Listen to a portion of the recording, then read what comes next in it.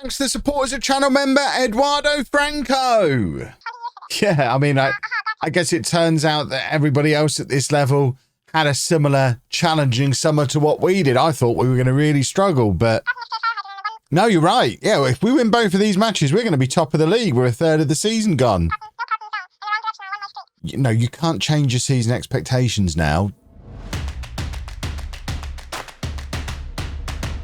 Hello and welcome to part 8 of Holiday Home. I'm Kevin. Coming up on today's episode, we have two top of the table clashes. One against Levante, who are top of the league. And as you can see, we've also got Rhoda, who until very recently were second in the league, but have just had a couple of iffy matches and have dropped back down to 5th place below us. And you can see we're up in 4th place and have actually been in some really rather good form since the last episode. Obviously, you saw us get battered on the first day of the season against Sagunto, the team that are now second in the league. So we know they're quite good. But since then, we've been unbeaten. The only times we've struggled a little bit, Alicante, who are also above us in the league. And then this blip against Atzenita, who are all the way down here. So I don't really know why that one didn't go to plan. It was away from home. You can cut us a little bit of slack, but we've won all of the other matches. And that's without really knowing who my starting striker is, although Ignacio Pearce in recent matches has kind of made the point that it's probably him. It is probably him. Transfer-wise, we've done a little bit of business since the last video as well. Mario Fernandez, who was a midfielder we were trying to bring in as the last episode went on and didn't actually get the job done, but got him in on loan. He's come in and been a bit of a difference maker, just an extra body in midfield. His average rating is stunning, as you can see, but it's just handy having another midfielder around the place. And Ethan Sutcliffe, very much a panic signing. We realised one of our two centre-backs was away on international duty and missing a match, so we just signed the first defender that we could get on loan without paying a fee that my director of football recommended. It happened to be a 19-year-old Englishman who signed on loan until the end of the season from Wimbledon. We're not paying any wage contribution towards him. What could possibly go wrong bringing a 19-year-old Englishman to live in Benidorm for a year? I can't think of any way that could backfire in any way. So those two are in. Our form is great, but now we have our first big tests since the last one that we failed miserably. They are both home matches. If we win both of these, we could conceivably be top of the league by the end of this episode at the third of the way through the season point. Promotion starts to look very likely from there. The media still thinks 6th. Hate the media. They're rubbish. So this is our team for the game against top of the table, Levante B. We've got Florek in goal, a back four of Koulibaly, Christian David, who was the youngster who was away on international duty with Colombia, inexplicably. Don't know how he's ended up in Benidorm if he's a Colombian international. Caballero partners him with Chava at right back, Root at the base of the midfield with Fernandez and Felipe ahead of him, Carmona on the left, Fakal on the right, and Pearce up front. Fakal, by the way, has just asked for another new contract. When this save started, he was on £5 a week. He went up to £25 a week over the summer. He now wants £150 a week, but on a 3-year contract. And he is our star man. So getting him tied down to a 3-year contract when this club's sniffing around him, I can get on board with that. It does max out any available wage budget that we might have had, though, looking ahead for January. So if anyone does come in January, it's going to have to be at the expense of players leaving the club. But ultimately, if we continue in the form that we're in, we're not going to need to bring anyone in January because we're playing very well. And if we can pick up these wins in these matches today, we're going to be fine. We have absolutely nothing to fear. Nothing's happened. First 15 minutes in. And it is always a little bit alarming when you see a team that are top of the league and confident enough to play the 4-2-3-1. No boring defensive tactics for them. They are going for it, and they are going for it with a free kick. These two kits, very similar colours, very similar styles, in fact. My old man colourblind eyes find it quite difficult to tell these two teams apart. It would have been quite nice for us to wear. Maybe our third choice kit today would have stood out a little bit better for the old man eyes, but we are taking a throw on the left-hand side. Koulibaly gives it to Felipe. Big, deep cross, looking for Root, who, need I remind you, is 6'5" and was a real threat there. His header, first big chance of the game, just can't keep it down under the crossbar, and now it is Levante who are looking to get a attack in before the half-time whistle blows, as they just knock it around amongst their defenders. They get in behind our right back here, play it across, but Caballero was there to cover. I don't know. I mean, I assume that probably was the striker not getting a proper connection on it and it ending up in Floric's arms. Either way, Caballero had it covered. It was all good. It's 0-0 at half-time. I'd probably take a 0-0 draw in this match. It extends our unbeaten run against the best team in the league. Obviously, we'd prefer to win, though, and that is a big, deep cross looking for Carmona. Can't find him. And now Koulibaly with the cross, and Pierce. Was that Pierce?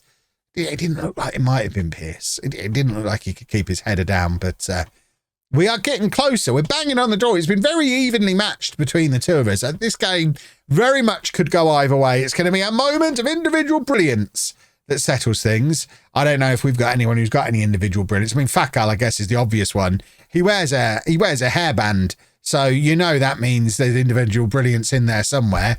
All the hairband players are fancy. Have we given away? I thought we'd given away a penalty there. There was a tackle as part of that move that looked a little bit iffy, but I think we have got away with it, and then they weren't able to apply the finish. It did get them ahead on XG, though, and we're now... I mean, Carmona's picked up an injury.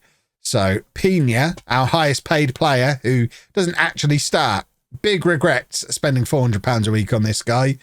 He really isn't looking any good at all. He was very much a panic buy when we didn't really have very much else in the squad at all. We are going to bring on 6'2" Sutcliffe to play at centre-back as opposed to 5'9" Christian David. And I think we're going to get Ivan Romero on as well.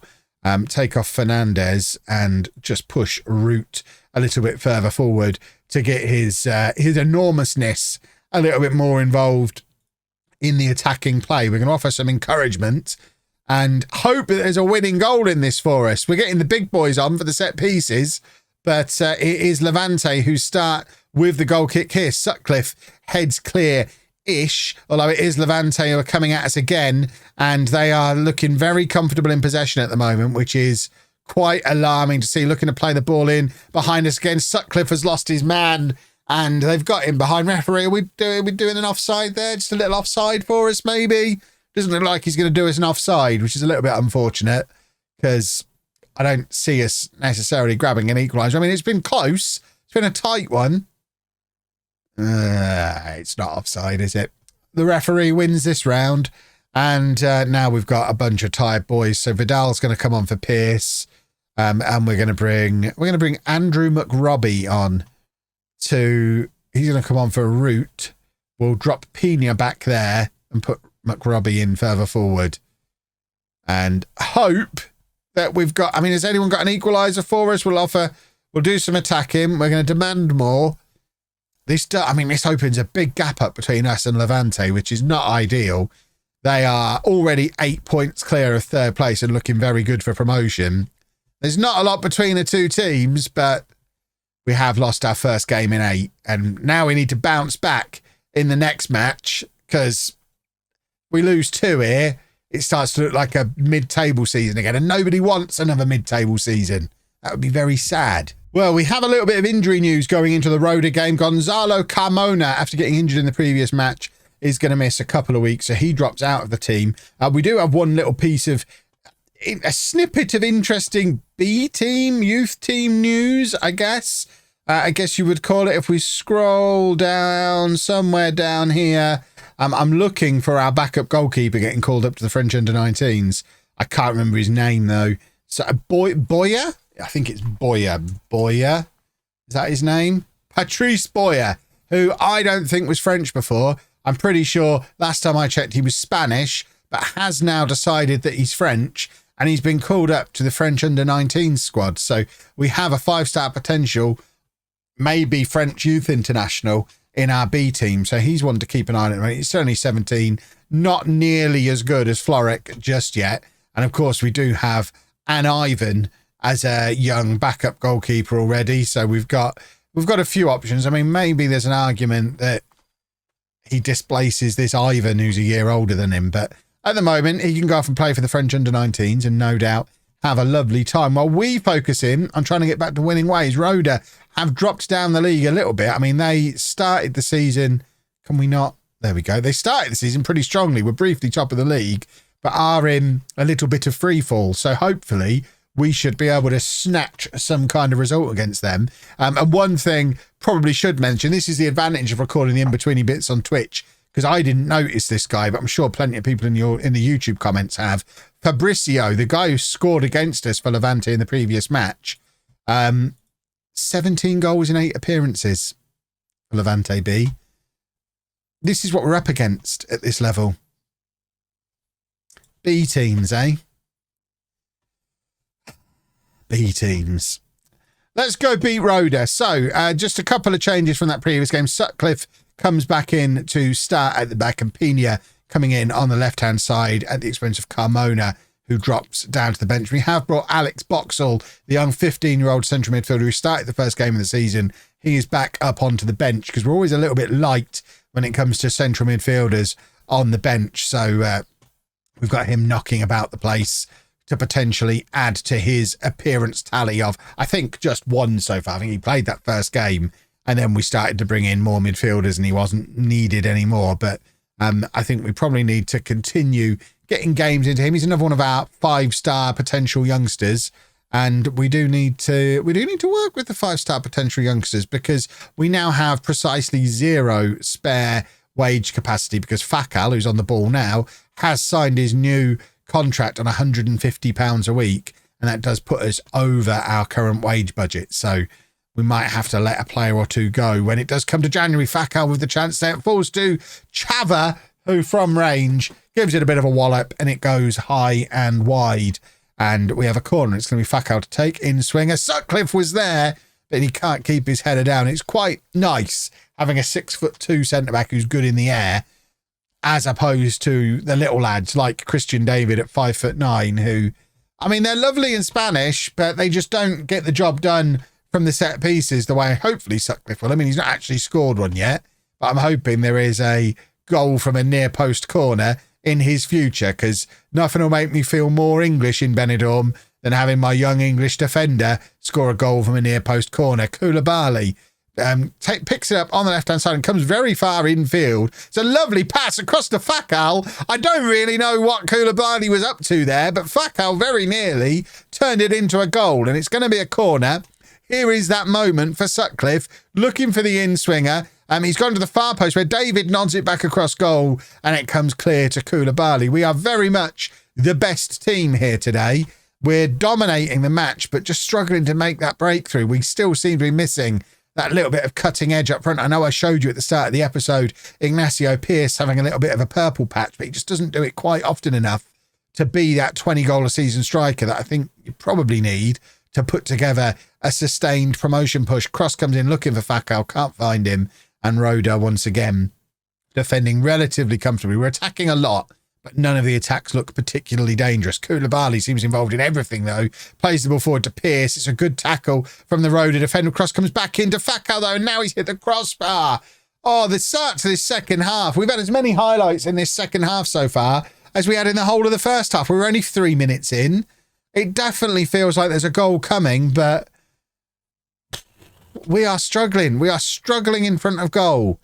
And as we enter the final 20 minutes of the match, it remains 0-0. I'm going to be very disappointed if we come away from this episode without scoring a goal and with only 1 or potentially no points to show for it, because we've played very well in both matches. And at the moment, we have absolutely nothing to show for it. Right, we are going to bring Alex Boxall on in midfield. He's going to play in that box-to-box midfield role. I think our bench is still very lopsided. We're going to take off Pina because he's rubbish. Ortola's going to come on to play on the left-hand side. Coin flip, really, there between him and Russ Eddy. Russ Eddy has had a couple of opportunities recently, so we'll give Ortola an opportunity to play on the wing.